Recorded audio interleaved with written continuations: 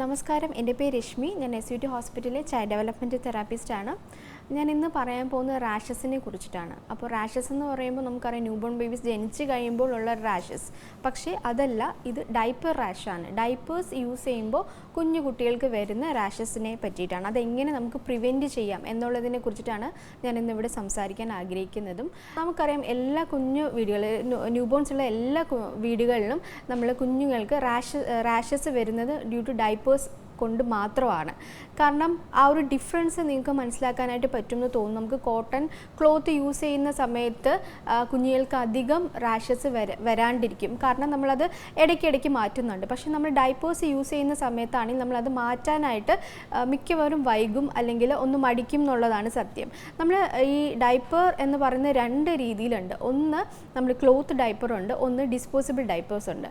അപ്പോൾ disposable diaper ആണെന്നുണ്ടെങ്കിൽ അതിൽ ആ പാക്കറ്റ് തന്നെ എഴുതിയിരിക്കും 6 to 8 hours അല്ലെങ്കിൽ 8 to 12 hours നമുക്ക് കണ്ടിന്യൂസ് അത് യൂസ് ചെയ്യാം എന്നതുകൊണ്ട് തന്നെ പാരൻസ് എന്താ ചെയ്യണേ, അത് മാറ്റാനായിട്ട് മടിക്കും.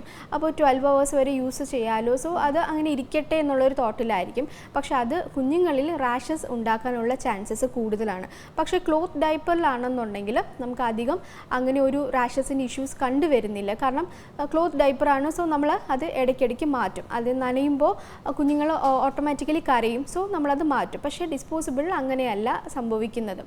മാത്രമല്ല, ഈ ഒരു ഡിസ്പോസിബിൾ ഡൈപ്പർ നമ്മൾ യൂസ് ചെയ്യുന്നവരാണ് എന്നുണ്ടെങ്കിൽ കഴിവതും നമ്മൾ ഇത്ര ടൈം അങ്ങനെ നമ്മൾ ഒരു ടൈം ലിമിറ്റായിട്ട് നോക്കിയിരിക്കരുത് എന്നുള്ളതാണ്. ഇടയ്ക്കിടയ്ക്ക് ഒരു 2 hours 3 hours എന്ന ഒരു ടൈമിങ്ങിൽ നമ്മളത് ചേഞ്ച് ചെയ്ത് കഴിഞ്ഞാൽ നമുക്കൊരു പരമാവധി നമുക്ക് ഈ കുഞ്ഞുങ്ങളിലെ ഡൈപ്പർ റാഷ് നമുക്ക് മാറ്റിയെടുക്കാനായിട്ട് പറ്റും. മാത്രമല്ല, നമ്മളത് തുടയ്ക്കുന്ന സമയത്ത് വാട്ടർ കണ്ടൻറ്റും അവിടെ ഇരുന്ന് കഴിഞ്ഞാൽ കുഞ്ഞുങ്ങളിൽ വീണ്ടും റാഷസ് ഉണ്ടാകും. സോ നല്ല ഡ്രൈ അല്ലെങ്കിൽ വെറ്റ്നെസ് മാറ്റി ഡ്രൈ ആക്കി നമ്മൾ കീപ്പ് ചെയ്യണം എന്നുള്ളതാണ് വേറെ ഒരു കാര്യം പറയാനുള്ളത്. പിന്നെ പല രീതിയിലുള്ള ക്രീംസ് ഒക്കെ നമുക്ക് അവൈലബിൾ ആണ് മാർക്കറ്റിങ്ങിൽ. പക്ഷേ കുഞ്ഞുങ്ങളിൽ റാഷസ് വന്നു കഴിഞ്ഞാൽ നമ്മൾ അങ്ങനെ എന്തെങ്കിലും ഒരു ക്രീം മേടിച്ച് തേക്കാം എന്നുള്ളൊരു തോട്ടിലും പോകരുത് എന്നുള്ളതാണ്. ഒന്നുകിൽ കുഞ്ഞുങ്ങളെ കാണിക്കുന്ന പീഡിയാട്രീഷ്യനോട് പറഞ്ഞ് സ്കിന്ന് ഡ്രൈ ആണോ, ചിലപ്പോൾ ഡ്രൈ സ്കിൻ ആയിട്ടുള്ള കുഞ്ഞുങ്ങൾക്കാണെങ്കിൽ വേറൊരു ഓയിൻമെൻറ്റ് ആയിരിക്കും, അല്ലാത്ത നോർമൽ സ്കിൻ ആണെന്നുണ്ടെങ്കിൽ അത് വേറെ ഓയിൻമെൻറ്റ് ആയിരിക്കും. സോ അങ്ങനത്തെ രീതിയിൽ ഏത് രീതിയിലുള്ള ഓയിൻമെൻറ്റ് ആണ് വേണ്ടത് എന്നുള്ളത് കൃത്യമായിട്ട് ഡോക്ടറുമായിട്ട് സംസാരിച്ചിട്ട് വേണം നമ്മൾ വാങ്ങിക്കാനായിട്ടും. നമുക്ക് റാഷ് ഫ്രീ പോലുള്ള ഓയിൻമെൻറ്റുകളാണ്, പക്ഷെ അത് പറയുന്നത് പ്രിവെൻഷൻ ഓഫ് റാഷസ് ആണ്. നമുക്ക് റാഷ് വരാതിരിക്കാനുള്ള ഒരു ഓയിൻമെൻ്റ് ആണ് ഈ റാഷ് ഫ്രീ എന്നൊക്കെ പറയുന്നത്.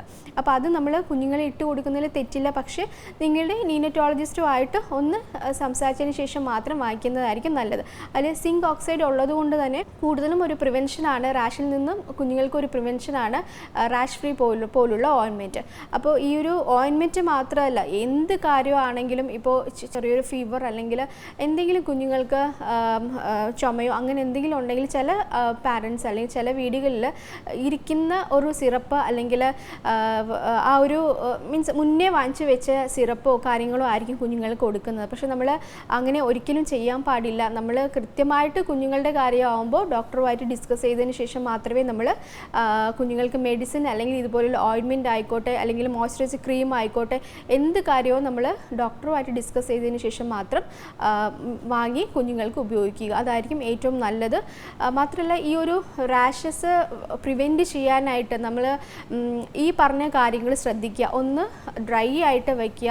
എപ്പോഴും കുളിപ്പിച്ചതിന് ശേഷം ഒക്കെ ഡ്രൈനെസ് ആയിട്ട് നമ്മൾ വെക്കുന്നതായിരിക്കും. കാരണം വെള്ളവും കൂടെ കലർന്നിരിക്കും, സ്കിന്നുമായിട്ട് കോണ്ടാക്ട് ചെയ്യുന്ന സമയത്ത് കൂടുതലായിട്ട് അവിടെ ഇച്ചിങ് വരാനും മാത്രമല്ല റെഡിഷ് വരാനും റെഡിഷ് മാറി അത് റാഷായി മാറാനുമുള്ള ചാൻസസ് കൂടുതലാണ്. സോ ഈ കാര്യങ്ങൾ ചെറിയ ചെറിയ കാര്യങ്ങളൊന്ന് ശ്രദ്ധിച്ചു കഴിഞ്ഞാൽ നമുക്ക് കുഞ്ഞുങ്ങളെ ഡൈപ്പർ റാഷ് നമുക്ക് മാറ്റിയെടുക്കാവുന്നതാണ്. Thank you.